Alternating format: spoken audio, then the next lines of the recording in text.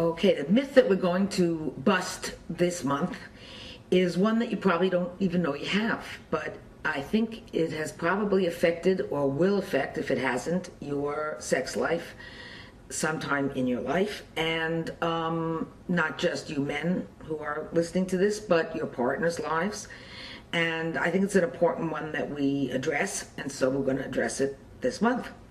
And the myth is that a man must have an erection in order to have an orgasm and an ejaculation. But the orgasm part, I think, is the most important because that's the pleasure part. And it's a myth that not just men have out there who are ordinary guys, but it's a myth that physicians actually carry around with them, and a lot of, in fact, scientists don't know about. We sexologists, of course, know it's not true.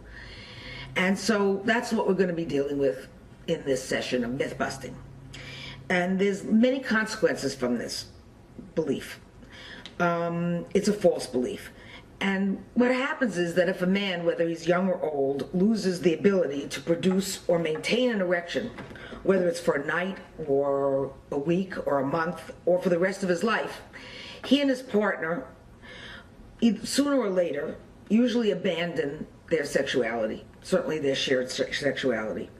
And often all sexual behavior is cast aside because the man and his partner believe that there is no real pleasure to be expected or experienced by him without his first having an erection. And if the loss is for only an evening, well, you know, what's going to be lost is one opportunity to express love and caring, or in a sexual way, or to experience sexual pleasure. And that's what's lost. But if the problem is of some longer duration, or if one experience sets up a feeling of anxiety and then a pattern of anxiety, very often everything is lost, because hugging and kissing and hand holding and other affectionate or sexual gestures can become painful reminders of what the man believes has been irrevocably lost. And so sooner or later those gestures too are cast aside. And affection is seen as just another expectation, another demand for what cannot be. And so it all goes away. And what we have is people who are not touching each other anymore, not expressing any kind of physical affection, or maybe any kind of affection for each other, all because the erection is lost, and with the erection, any belief that the man can have physical pleasure. So, what's the fact? The fact is that men can have orgasms even if they have no erections whatsoever. An erection is not necessary for orgasm or, in fact, ejaculation, because they're all separate events. They just happen to happen together, but they're not inseparable. They're not the same thing. Very simply put, this means that even if a man cannot produce any erection at all, or can only attain or maintain a partial erection, with appropriate manual or oral stimulation, he can experience a complete and fully satisfying orgasm and an ejaculation. Now, you might ask me, how is this possible? And it's a good question. Basically, the human sexual response has at least 3 different phases, and we'll find out that, in fact, some of those phases are also separate into other parts. The first phase involves desire, and you've also heard the word libido, and that's the desire, the want to have a sexual experience, the turn-on part. The second phase is comprised of excitement and arousal, and that phase includes erection, usually. And the third phase encompasses the emission, which we'll discuss later, and orgasm and ejaculation. Now, until the mid to the late 60s, arousal, erection, and orgasm were quite naturally understood by the majority of medical people and the research communities to be simply an orderly sequence of events that were inextricably tied together. That is, you couldn't have one without the others. That made sense because most men and you've had that experience yourself if you're a man, whether you're a scientist or a physician, whether you're an executive or a taxi driver, or whether you were a factory worker, you had these responses they went one after another in a very orderly fashion all the time. And so it seemed that they all went together and they just followed each other, and they were all part of the same sequence of events. It took the work, and sometimes the secretive work, often very courageous work, of modern pioneers in the world of human sexuality like Kinsey, Masters and Johnson, Helen Kaplan, and those who followed them to make it clear that erection and orgasm were separable events. Beyond this, we'll see that even it has been shown that even the components of the last phase, or the orgasmic phase in men, that include emission, ejaculation, and orgasm, are also not necessarily tied together. They are also separate, and there's a very interesting present or surprise gift that goes with that as well, which is going to surprise you. Now, the revelation of the independence of arousal erection from ejaculation and orgasm provided what might be considered the most important insight leading to the development of modern sex therapy. The independent nature of these phases of sexual response should have made front page news. Here's the headlines that I see we could have had. We should have had headlines like, because in America we wouldn't have them, knowing how uptight we are and how Puritan we are. But I could see headlines like, orgasm freed from the servitude of erection. Or, how about, men's pleasure liberated from the demands of erection. But as you know, we didn't get any of that. In fact, hardly any physicians even found out about it. Because 4 decades later, after the original medical report, most people, and that includes physicians, are still unaware that with appropriate stimulation, appropriate stimulation of a man's penis, he can experience a full orgasm, even when he has little or no erection. I know I keep saying that, but it's very important, and you don't believe it, so I have to keep saying it over and over again.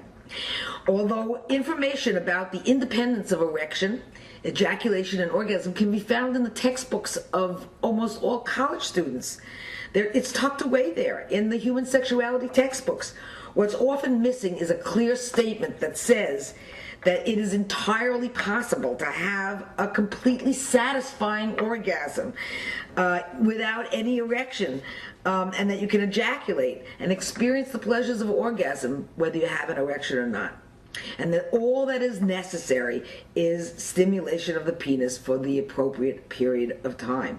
No magic is necessary, just a little understanding that this is all that's needed. The textbooks don't say that. Now, I'm not surprised, because we are a very anti-pleasure society. You and I, all live in a society that is really anti-sex and anti-pleasure. So it is not surprising that the textbooks never really make it clear what they're saying. Now, the anatomical basis for the independence of erection, ejaculation, and orgasm has been known and understood in some quarters long before it was applied to clinical practice. Studies have shown that the anatomical structures involved in these 3 important sexual events are separate. Erection is primarily involves swelling of blood vessels, and I'm sure you all have a sort of an idea about that. And orgasm and ejaculation involve muscle spasms. That's the primary component of orgasm and ejaculation. Very different. Furthermore, these responses are triggered by different sets of nerves. So there are different nerve pathways that are involved in these things. In addition, the orgasm phase, which I told you I'd tell you about, alone has 3 different parts, which is just like the 3 different parts of erection, ejaculation, and orgasm. And they turn out to be, voila, independent of each other. Now, of course, these three events also take place so close together that we consider them almost to be one event, but they're not. They're separate. And in fact, people who have certain kinds of neural injuries or spinal cord injuries, that's one of the ways we found out that they were separate, that they would have one left and 2 would be gone and so forth. And that sort of gave us hints that these things were separate. So the first part of these orgasm phase events is called emission. And that's when semen collected from the testes and other internal organs, and we have here a very interesting, what looks like a penis, but it's really a lingam, okay? And it's Tibetan, and it's tantric, and it's Buddhist, and it's religious. It's a religious item, but it's so perfectly made that we can use it here as a model. And so the semen, which is collected, semen has to do with, it has sperm in it, but it also has different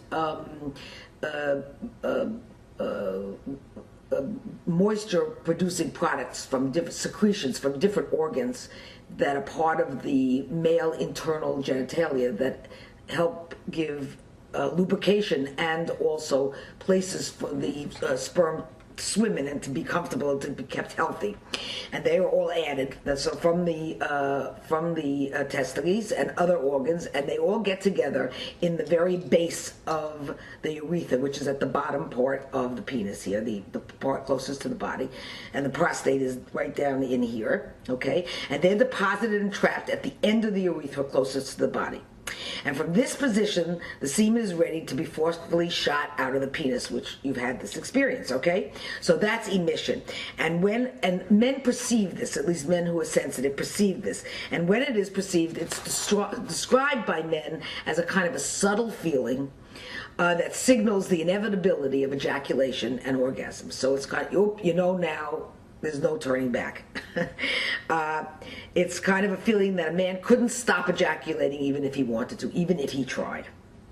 The second event is ejaculation, and that occurs almost immediately after emission and involves strong spasmodic muscle contractions which propel the semen through the urethra and out the end of the penis, okay, in spurts. And then the third part, of course, is orgasm that accompanies the ejaculation. Now, emission is produced by the kind of muscles that are found around the arteries of the kind of veins that come from your heart, around your hair follicles that make them stand up on end, you know, when you get goosebumps. In the uterus, the same kind of muscles that are around the uterus, and in the gastrointestinal tract, your stomach, you know, your colon, and so forth. Ejaculation occurs as a result of the kind of muscles that you work on in the gym. That is the ones in your arms, the ones in your legs, your gym muscles. So they're very different systems. So just as erection and orgasm are different nervous pathways, so are different pathways involved in emission and ejaculation. And we have clinical cases that also demonstrate that orgasm can be separated from emission and ejaculation, because people who can't have emission or ejaculation can still have orgasm, depending on what kind of injury they've had to their bodies. And in fact, men, and this is the good part, can actually train themselves to have multiple orgasms. You didn't know that, did you? And maybe we'll talk about that at another time on the Health and Science or Love and Health Network, Love and Health channel. But they can train themselves to have orgasms without ejaculations. And in certain parts of the world they do that. In some tantric yoga they do it. But there are actually people, actually it's easier to do it as you get older. But men can have multiple orgasms and they can train themselves to do it. And that's part of knowing that these systems are separate. And in fact, we also know that orgasm has a major brain component, and that's why sexologists like to say that the biggest sex organ, or the most important sex organ, is your brain. Part of that statement comes from the fact that orgasm, a major part of it, happens in your brain. So, I guess the moral of this myth-busting session is that if you find yourself in a situation when an erection is not forthcoming because maybe you've drunk a little bit too much, or you're sick, or there's something else going on, or you're taking a medication that at this point in your life is interfering with your erections, now you know not to give up. Don't give up the ship. This is a time to say to your partner, or even to yourself if you're masturbating, that the pleasure is still there, and that if you keep at it and you do the things that make you feel good, that you will have an orgasm. And of course there are other ways to satisfy your partner. So keep at it and know that your body wants to give you pleasure and that an erection is not necessary in order to have pleasure.